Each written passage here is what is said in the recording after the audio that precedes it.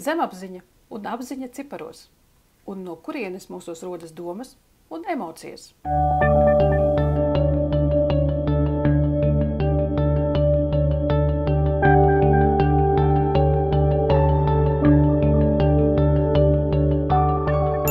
Iedomājieties, jūs vadat automašīnu, klausaties mūziku reizē vai kādu podcastu, vai runājieties pat pa telefonu, varbūt pat iespējams čatojiet pa telefonu, vai skatāties kādu storiju, vadot automašīnu vienlaicīgi. Kurš patiesībā to dara? Tā ir jūsu zemapziņa. Tas ir tas aparāts, tas rīks jūsos, kas pārvalda visu jūsu dzīvi. Un paskatīsimies mazliet sīkāk, kā tad tas izskatās. Nu, lūk, tātad mūsu uztvere un uzvedība tiek kontrolēta no zemapziņas puses kā 95%, un prāts tikai 5%. Mēs to varam iztēloties kā tādu milzīgu aizbergu, kur prāta daļa ir tikai tā daļa, ko mēs redzam virs ūdens, un zemapziņas daļa ir tā daļa, kas ir apakšā, dziļi zem ūdens, un pat līdz galam nav iespējams ieraudzīt, kur tad beidzās tas viss. Nu, lūk, un paskatoties uz to, paskatoties šo piemēru vēlreiz, kad mēs vadam automašīnu, ja? Kurš tad patiesībā to dara? Tur ir tik daudz lietas, par ko jāpiedomā.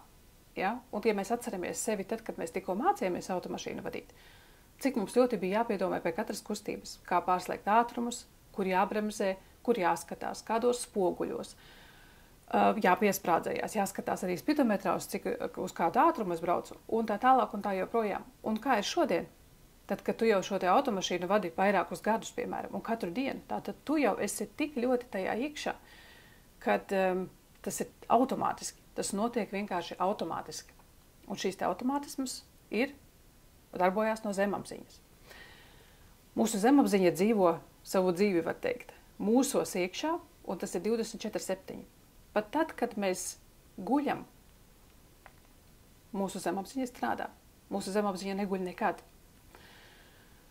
Un ātrums, ar kādu zemapziņa strādā, ir vienkārši fenomenāls. Tātad ļoti daudz, ko mēs vispār nepamanām ar prātu, ko mūsu zemapziņa jau ir paspējusi pamanīt, izfiltrēt, akceptēt vai noraidīt, un pasaka, ok, šis nav draudz, viss ir labi, ejam tālāk, nepievēršam uzmanību. Zemapziņai ir milzīga nozīme mūsu dzīvē, daudz lielāka nekā mēs spējam iedomāties citreiz, un mums liekas, ka tieši viss caur prātu notiek, bet tā īsti nav. Interesanti ir tāda lieta, kad mūsu visa pagātne glabājās tieši zemapziņā. Tātad no bērna kājas, visu, ko mēs esam pieredzējuši, piedzīvojuši, mēs saglabājam mūsu zemapziņā. Iedomājieties, kā milzīgu bibliotēku, bez gala un bez malas, ar neskaitāmiem miljoniem grāmatu, kurās iekšā ir dažādi notikumi, dažādi dzīves notikumi. Un ir situācijas, kad mēs šos te notikumus pēkšņi atceramies. Jā, bet kāpēc mēs viņus pēkšņi atceramies? Tāpēc, ka iespējams, ka konkrētajā brīdī,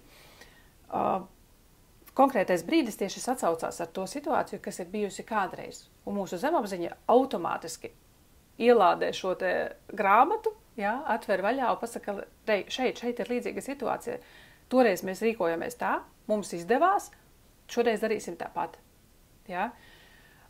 Tie ir automātismi, ko mēs nespējam kontrolēt. Tas vienkārši tā ir. Tā ir tāda aizsardzības sistēma, kas ir mūsos iekšā, lai mēs izdzīvotu. Nu, lūk. Interesanta lieta tāda ir, ka zemapziņa uztver, piemēram, tikai tagadni.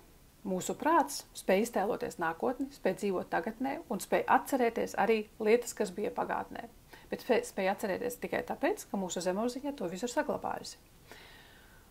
Ja mēs salīdzinām apjomu ar to, kāds informācijas daudzums tieši tā, kāds informācijas daudzums ir zemapziņā, jā, salīdzinoši ar prātu, tad tas varētu būt 1 kilometrs pret 1 metru. Un vēl ļoti interesanta lieta ir tāda, kā zemapziņa domā 1 domu sekundē. Pareizāk sakot, viņa sūta mums uz prātu 1 domu sekundē. Un cik tad mēs pa dienu, ja mēs tā sākam piedomāt, cik mēs bieži tad uztveram kādu domu, ja? Ko mēs domājam? ar apziņu. Mums visu laiku notiek domas galvā, bet cik mēs piefiksējam vispār. Un interesanti ir tas, ka tad, kad mēs to domu piefiksējam, ja mēs spējam domāt vienu domu vienlaicīgi tikai, mēs nespējam darīt vairākas darbības reizē. Tātad šeit atkal atgriežamies, piemēram, pie tā paša piemēra ar automašīnu, ka ja mēs tikai ar prātu vien darītu šīs darbības, ja, tad mēs nekur tālu neaizbrauktu. Tas būtu ļoti apgrūtinoši, tas būtu ļoti lēni un tas būtu ļoti neefektīvi. Tieši tāpēc ir šis zemapziņas konstrukts mūsos iekšā, ja, kas lietas, ko mēs mācāmies, ko mēs atkārtojam, mūs pārvērš automātismos. Ja, un tas jau ir ārpus prāta kontroles. Tas notiek automātiski un nav kontrolējams. Un vēl viena ļoti interesanta lieta ir, kur tad dzīvo mūsu emocijas, ja? Un kur tad dzīvo mūsu domas. Kā jau es sākumā minēju, tātad domas un emocijas dzīvo zemapziņā. Tas viss nāk no zemapziņas. Jo savus dzīves notikumus, lai kādi viņi būtu pozitīvi vai negatīvi, kā mēs viņus vērtējam, tas viss mums saglabājās zemapziņā. Un to visu mēs saglabājam tieši tāpēc, ka mūsos ir bijušas šīs emocijas, vai nu ļoti pozitīvas emocijas, kas izraisa prieku, laimi, gandarību, labsajūtu, ja, sajūsmu, vai arī tieši pretēji, kad mums ir bijušas kaut kādas nepatīkami pārdzīvojumi, kas atstāja dziļu iespaidu uz mūsu prātu tajā brīdī, ja, un tas tiek saglabāts. Šīs negatīvās emocijas tiek saglabātas, un tādā veidā rodās arī traumas, kas mūs tālāk visas dzīves laikā arī turpina ietekmēt. Bet ja mēs atgriežamies tieši sīkāk pie emocijām, ja, tad emocijas, viņas vienkārši ir. Viņas ir visa skala. Mums ļoti gribās izvairīties tieši no šiem te negatīvajām emocijām, tā saucamajām bailēm, dusmām, sāpēm, bēdām, ciešanām. Ja. Un tieši ļoti gribās, lai būtu šīs te pozitīvās emocijas, prieks, laime, gandarījums, sajūsma. Bet dzīvē nebūs tā nekad, ka būs tikai prieks un laime vai tikai bēdas. Tas ir dabīgs process, kad mums mainās šīs emocijas no ļoti bēdīgām uz ļoti priecīgām emocijām. Un tas ir absolūti normāli, un tam tā arī jābūt ir. Tātad nav jāizvairās obligāti no negatīvām emocijām, jo tas mums palīdz augt. Tas mums palīdz augt un attīstīties, un tās ir ļoti, ļoti svarīgas un vajadzīgas, jo tas piederās dzīves ciklam un piederās visā tajā kopējā dabiskajā procesā. Ja? Nav tikai taisna līnija vai nu uz augšu, vai uz leju, vai taisna līnija vienkārši šādi. Mēs dzīvojam šādi. Tieši tāpatās, kā ir skaņu viļņi, vai ir jebkas cits, viss vibrē, viss viļņo. Tieši tāpat arī cilvēks. Cilvēks arī vibrē un viļņo. Ir dienas, kad ir augstākas šīs vibrācijas, kad mēs esam labākā noskaņojumā, un ir dienas, kad mēs esam sliktākā noskaņojumā. Un tas ir absolūti, absolūti dabīgi. Bet šīs negatīvās emocijas tieši mums visvairāk rada bažas, man liekas. Un no kurienes tad vispār rodās šīs emocijas? Dusmas, agresija, aizkaitinājums, ja? Un tā tālāk. Tātad tās visas emocijas rodās no bailēm. Tas ir pamats visām mūsu tā saucamajām negatīvajām emocijām. Un kāpēc vispār tad bailes ir vajadzīgas? Bailes ir tavas dzīvības glābējas. Kas notiek? Mūsu ķermenī izdalās stresa hormoni, un ķermenis tiek aktivizēts tūlītējai darbībai. Ir 3 veidi, kā mēs reaģējam. Mēs sastingstam, mēs skrienam, jeb bēgam, vai gala variants aizstāvamies, jeb cīnamies. Šī enerģija, kas mūsos tiek radīta šajā baiļu brīdī, ja, ir domāta tam, lai mēs rīkotos un apmierinātu savas vajadzības, kas mums tieši tajā brīdī ir. Tātad, ja mēs ieraugam, piemēram, dusmīgu suni uz ielas ārā, ja, ko mēs darīsim, kā mēs rīkosimies? Tātad, pirmā reakcija ir sastingt. Ja mūsos tiek mobilizēta šī enerģija, mēs sastingstam, mēs skatāmies, kas tālāk notiks. Tālāk notiek ātra izvērtēšana, vai mēs paliekam šajā stāvoklī, vai mēs bēgam. Atkarībā no tā, cik šis te suns ir draudīgs vai kāda vispār situācija ir. Varbūt, piemēram, pieskrien saimnieks un sagrāb šo te suni, un mēs jūtamies atkal drošībā pamazām, ja? Jo tas arī nenotiek tā, kā mēs tagad sabīstamies, un tagad atkal viss labi. Šī te izstrāde, šo negatīvo, vai pareizāk sakot, stresa hormonu izstrādē arī vajadzīgs ir laiks, tas, kamēr mēs atkal izpūšam gaisu un nomierinamies, ja? Tātad, un pastāv vēl gala variants, kad mēs jūtamies iespiesti stūrī, teiksim tā, ja? Un mums nav citas izējas, mums sevi ir jāglābj, bet mums nav citas izējas, kā cīnīties. Un tad ieslēdzās agresija, tad ieslēdzās dusmas, un tad notiek cīņa. Cīņa tātad šajā gadījumā uz dzīvību vai uz nāvi, jo tā ir absolūti dabiska tāda cilvēciska reakcija, ja, kas izriet viss no bailēm. Mums ir kaut kāds baiļu avots, un tad notiek šī secība sastingt, skriet vai aizstāvēties. Un kāpēc tas viss notiek? Tas notiek tieši tāpēc, ka tavas zemapziņas galvenā misija ir, lai tu izdzīvotu. Izšķir divus baiļu veidus. Instinktīvās bailes un bailes, kuras izriet no mūsu pieredzes.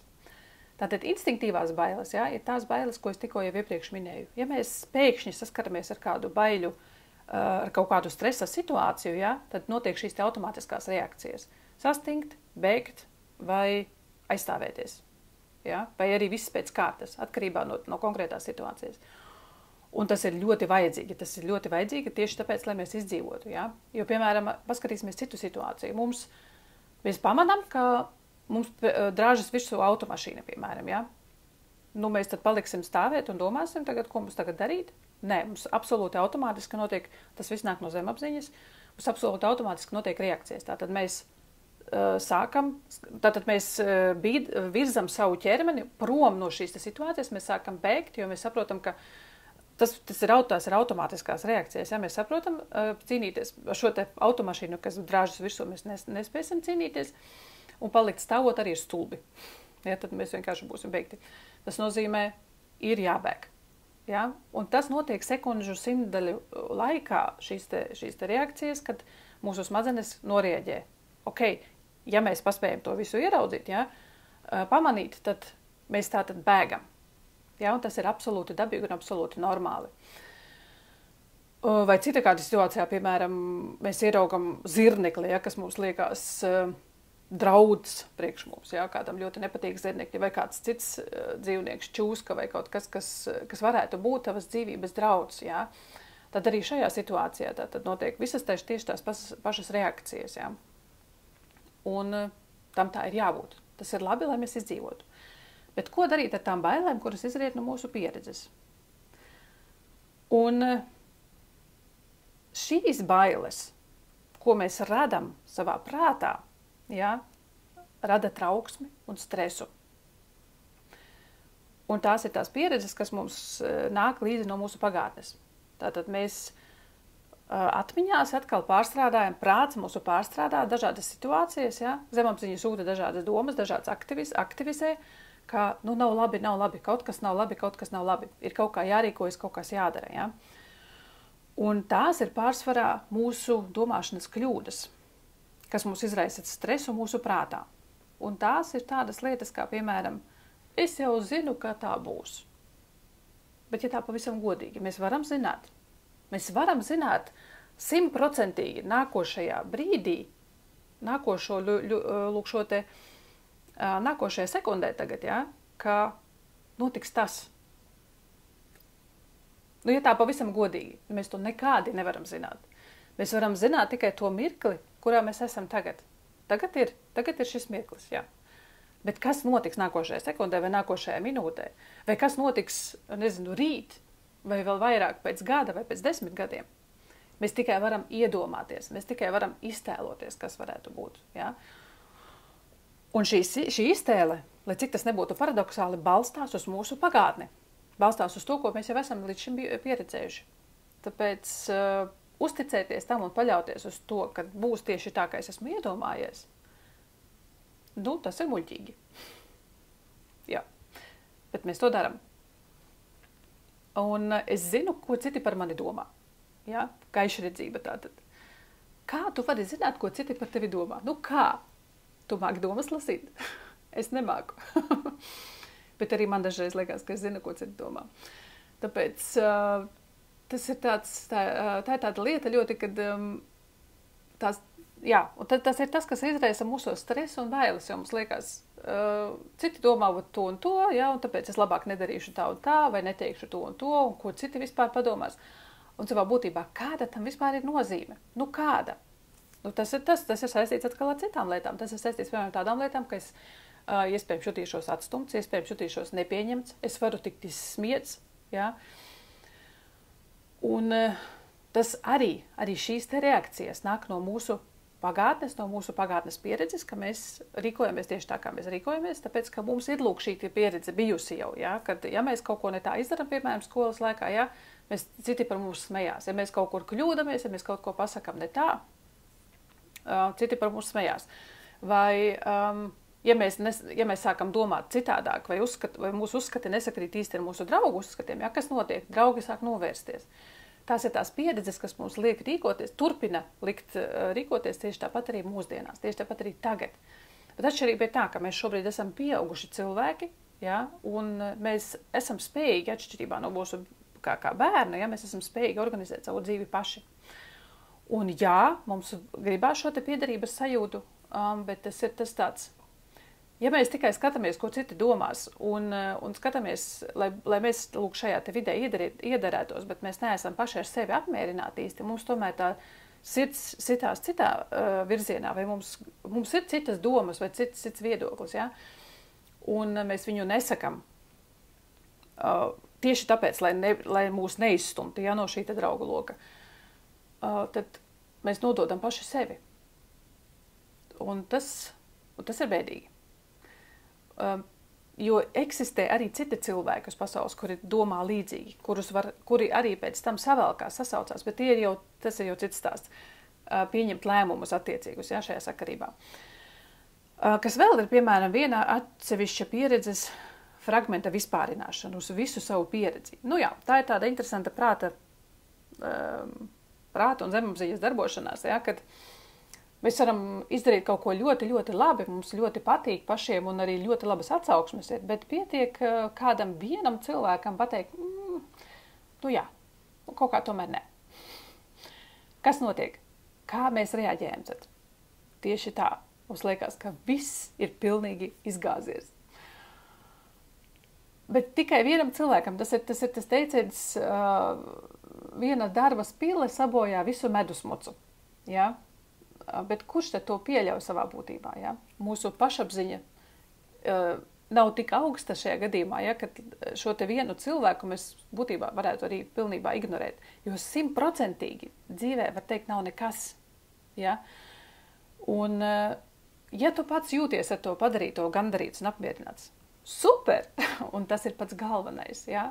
Šis te novērtējums no ārpuses, viņš savā būtībā nemaz nav vajadzīgs. Mums viņu gribās tieši tāpēc, ka mums varbūt tā pašapziņa un tā pašcieņa nav tik augstā līmenī, kā mums viņai vajadzētu būt. Ja? Lai mums būtu pilnīgi vienalga, pilnīgi uzspļaut uz citiem, ko citi tur domā un ko tie citi saka. Bet jā, tā ir tā lieta, ar ko tad arī dzīves laikā varētu strādāt. Nu, lūk, un šīs te visas lietas tieši izriet no mūsu bailēm. Un kā jau es iepriekš minēju, tātad visa mūsu dzīves pieredze glabājas zemapziņā. Bērnībā piedzīvotais, gan pozitīvais, gan negatīvais. Un tieši tas, kas ir ar emocijām ticis saistīts, ja? Jo mūsu zemapziņa atcerās caur emocijām. Uzskati, piemēram, par naudu, par attiecībām, par darbu. Ja? Tātad tikai ar smagu darbu var nopelnīt. Vai smags darbs, saldi augļi. Ja? Tādi teicieni, piemēram, par naudu. Nauda smirt, nauda ir labāk, ka viņas mazāk, apmēram tā, ja? Jo liela nauda, liela atbildība, vai, piemēram, nauda ir tikai zagļiem, zagļiem vai bagātie cilvēki, visi ir zagļi un bandīti. Un šie te uzskati savā būtībā, ja, ir aizgūti visi no mūsu vecākiem, no mūsu vecvecākiem, no mūsu draugiem, no skolotājiem, pat no kaimiņu Ontona. Un kopumā no visas sabiedrības to mēs esam aizguvuši. Šie te uzskati savā būtībā nav mūsu uzskati, bet mēs ar viņiem dzīvojam savu dzīvi un esam pilnībā pieņēmuši un uzskatām, ka tie ir mūsējie. Bet ļoti daudzi no šiem uzskatiem tieši negatīvi ietekmē dzīves virzību un dzīves attīstību, ja? Jo daudzi cilvēki ir nelaimīgi un nesaprot arī, kāpēc, no kurienes, kāpēc es jūtos tā, kāpēc nav labi. Un to var pat nosaukt par programmām, ja? Uzskati, pārliecības. Ja? Tās ir tās programmas, kas mūsos ir tik dziļi iekšā, ka mēs viņas pat neatceramies un vispār neapzināmies. Tas ir tas, kas ir tajā zemapziņā. Ja? Un mūsdienās tagad cilvēki arvien vairāk sāk pievērst tam uzmanību un sāk meklēt ceļus un veidus, kā aizklovēties līdz pašam savai zemapziņai, ja? Lai mēs varētu šos te uzskatus un pārliecības iespējams transformēt kaut kādā veidā. Jā, un tāpat arī mūsu uzvedības modeļi ir aizgūti un glabājas mūsu zemapziņā. Viņi ir aizgūti no mūsu pieredzes, kā mēs esam uzvedušos bērnībā, ko mēs drīkstējām darīt, ko mēs nedrīkstējām darīt. Daudzi cilvēki, liela daļa cilvēku, teikšu tā, dzīvo noliegumā. Ja? Nedrīkst par neko runāt, nedrīkst neko nevienam stāstīt un tā tālāk. Un priekšstati pašam par sevi, par pasauli un sabiedrību. Arī tieši tas pats, viss glabājās zemapziņā. Ja? Aizspriedumi, kategoriskie spriedumi. Tieši tāpat arī mūsu domas un emocijas. Tas viss ir zemapziņā.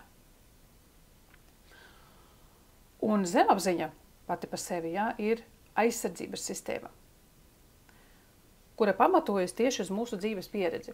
Tātad, ja mūsu uzskati par naudu ir, un teiksim tā, uzskati un pārliecība, tas ir kaut kas līdzīgs programmai, kā kompjutera programmai. Ja mums viņa ir ielikta tāda, kāda viņa ir ielikta, kad nauda ir slikta, nauda ir smirda un tā tālāk, ja, tad šī programma, šī aizsardzības programma, ja, tas nozīmē, ka naudas nekad arī nebūs tādā ziņā. Jo notiek bloks, tiek izveidots bloks un aizsardzība, jo tas ir labi. Tātad šie te uzskati, kas mūsos ir izveidojušies, ja, viņi ir apstiprinājušies, mēs viņus vēl arī apstiprinam katru dienu, turpinam apstiprināt ar savām domām, un tie turpina strādāt. Un tas viss balstās tieši uz šīm te bailēm. Arī bailes mainīt kaut ko tagad, ja? Jo, kad mēs sāksim kaut ko mainīt, tas vairs nebūs tā kā tagad. Mums nepatīk, kā ir tagad, bet mums ir ērti. Mums ir ērti tā, kā ir tagad. Jo visas izmaiņas ir atkal neērti, pat ja viņas ir labākas. Ja? Cik tas paradoksāli arī neizklausītos. Mūsu vēlēšanās palikt tur, kur mēs esam, ir lielāka šai gadījumā nekā riskēt un mēģināt iegūt kaut ko jaunu un attīstīties. Jo mēs nezinām. Mēs nezinām, kas būs, tāpēc labāk tagad. Tagad mēs zinām, kā tas ir. Lūk, un tiklīdz kāda iedomāta vai reāla situācija, izejot no mūsu dzīves pieredzes, mums šķiet draudoša, ja? Zemapziņa nekavējoties aktivizē šo te mūsu aizsardzības sistēmu. Un tas ir attiecībā pilnīgi uz visu.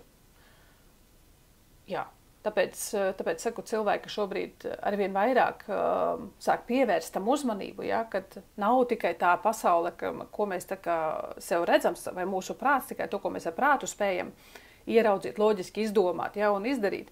Mēs sākam saprast arvien, ka eksistē kaut kas vairāk.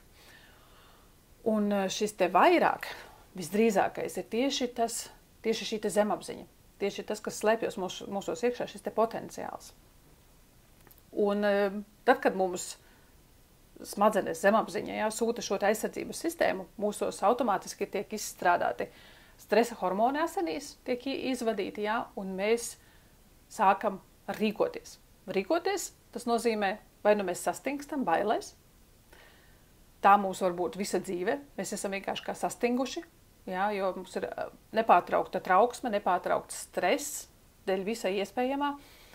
Mēs it kā gribētu kaut ko rīkoties, bet mūsu šī programma, viņa neļauj mums rīkoties un darīt to, ko mēs varbūt ar prātu tā kā liekas vajadzētu darīt. Bet tās bailes ir tik lielas, tā programma ir tik spēcīga, ka mēs netiekam ārā no šī riņķa. Un, jā, tāpēc notiek meklējumi, notiek cilvēki meklē un skatās un domā, kādā veidā šīs te programmas mainīt, lai uzlabotu tieši savu dzīves kvalitāti. Jo interesanti ir tas, ka mums katram ir sava realitāte.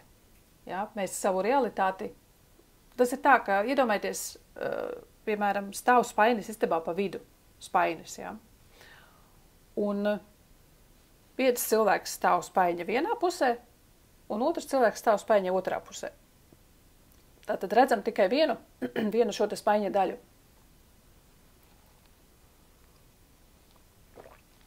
Un ko mēs redzam? Es atvainojos. Tātad iespējams, ka vienā pusē stāv nolikts kāds priekšmets, kuru redz tikai viens no cilvēkiem. Šī cilvēka realitāte. Viņš redz šo priekšmetu. Bet otrs cilvēks, kurš stāv otrā pusē, ja, viņš neredz to priekšmetu. Un tagad mēs varam sākt strīdēties, viens otram galvogriez nost un teikt, tur ir tas priekšmets. Ja, nu, piemēram, tur stāv ābols, tur ir ābols. Un tas otrs saka, nav, redzi, nav. Un mums ir katram šī realitāte, šī sava prizma, šis savs skatījums, un kā mēs redzam lietas. Ja? Tāpēc ir tā, katram ir sava taisnība. Jo katrs redz šo situāciju, vienalga, kas tā ir pa situāciju, viņš redz izejot no savas pieredzes, no savas prizmas. No savas pieredzes, tieši tā. Un mēs interpretējam to arī dažādi. Tātad jūs redzat šeit daudzas bildītes, un jūs redzat, jums katram ir par šīm te bildēm sava interpretācija. Katram. Ja liktu jums katram tagad aprakstīt un uzrakstīt, kas ir šī te bilde, ja? Ko jūs redzat tajā bildē, es varu galvot, ka katram būtu kaut kas savs. Katrs ieraudzītu šajās bildēs kaut ko savu. Un tas ir tikai tāpēc, ka mums ir attiecīga dzīves pieredze. Un, kas ir vēl ļoti svarīgi, mēs piešķiram notikumiem nozīmi. Tie var būt vienkārši notikumi, kas mums pilnīgi nav ar mums nekādā veidā saistīti. Un tam notikumam arī nebūs nekāda nozīme mūsu dzīvē. Bet tiklīdz mēs notikumu saistam ar kaut ko, kas mums paliek atmiņā caur emocijām, ja, tās bija pozitīvas vai negatīvas emocijas, tātad mēs šiem notikumiem piešķiram nozīmi. Un ja mēs sākam atsaukt, ja mums parādās dzīvē atkal tādas līdzīgas situācijas, ja, tad mēs automātiski šiem te notikumiem piešķiram nozīmi. Tie ir atkal automātismi. Nu, lūk, un kā tad aizklauvēties līdz zemapziņai? Un ko darīt ar šiem te visiem priekšstatiem, uzskatiem un aizspriedumiem un lietām, kas mūs vienkārši traucē kvalitatīvi dzīvot? Un es pati priekš sevis esmu atklājusi subliminālu tehnoloģiju.